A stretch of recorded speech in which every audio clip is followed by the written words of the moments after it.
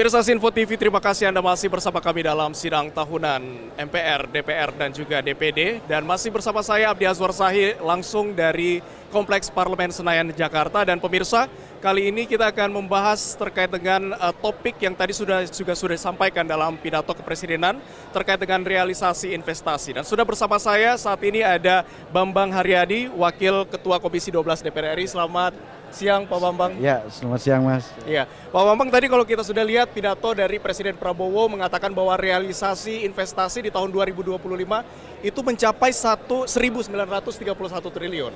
Di tengah dinamika geopolitik global saat ini, seperti apa Anda melihat peluang investasi di Indonesia? Apakah cerah atau berawan, Pak? Pertama saya lihat ya yang jelas dari pidato Presiden tadi, satu gambaran bahwa kondisi Indonesia alhamdulillah dalam kondisi baik kan, walaupun ada dampak dari kondisi global geopolitik kan pasca perang Iran, tapi alhamdulillah Indonesia tidak begitu terpengaruh di antara sekitar negara semenanjung kita lah kan, ASEAN. Indonesia masih banyak peluang yang bisa kita garap kan, terutama Indonesia saat ini lagi sangat concern terhadap transisi energi baru terbarukan.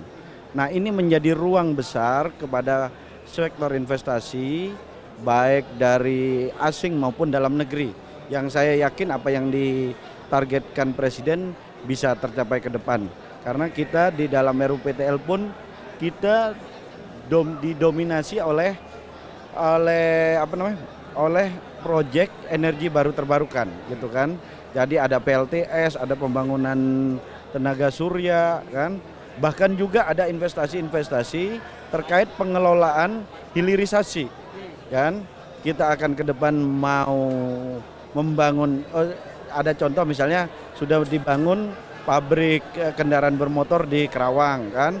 Dan dalam waktu dekat ada juga investasi dari Huayu juga hampir sama membangun industri hilirisasi terhadap nikel gitu. Bahkan ada investasi yang kami dapat dari Kementerian Investasi, akan investasi terkait pengelolaan aluminium. Kan sekarang baru alumina.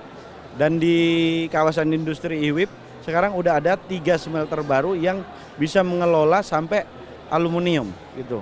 Jadi kita pikir bahwa iklim investasi Indonesia dalam kondisi ke depan, stabilitas politik juga terjaga kan, dan terus kedua program pemerintah sangat memungkinkan terhadap pengembangan investasi ke depan khususnya di sektor energi baik pengusaha dalam negeri maupun luar negeri itu.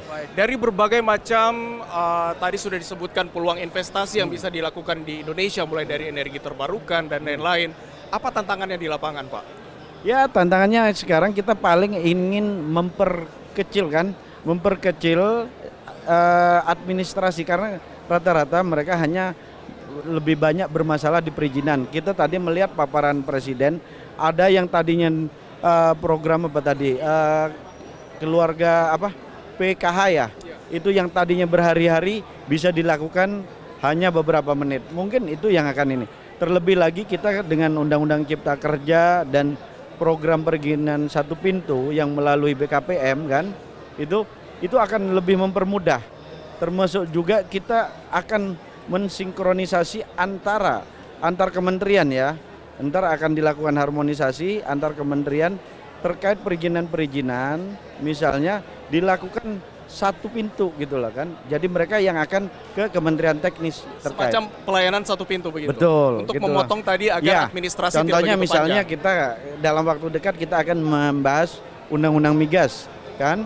Kita akan melakukan semua perizinan kepada badan usaha khusus sesuai ataupun BUMN yang ditunjuk oleh pemerintah.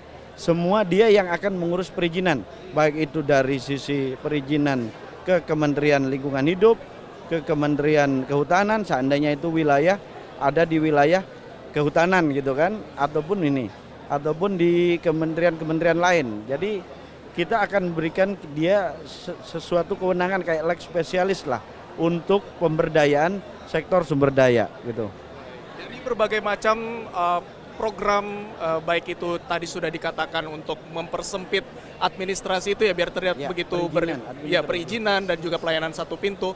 Tapi memang tujuannya investasi dibuka ini adalah untuk kesejahteraan rakyat. Betul. Bagaimana kemudian program ataupun proyek yang sudah dibuka untuk para investor menanamkan investasi di sini tapi juga selaras dengan kesejahteraan masyarakat. Jadi ada dua hal yang akan membuat investasi tumbuh adalah pertama adalah kondisi stabilitas politik, terus kedua kenyamanan investasi. Setiap orang investor pasti butuh kenyamanan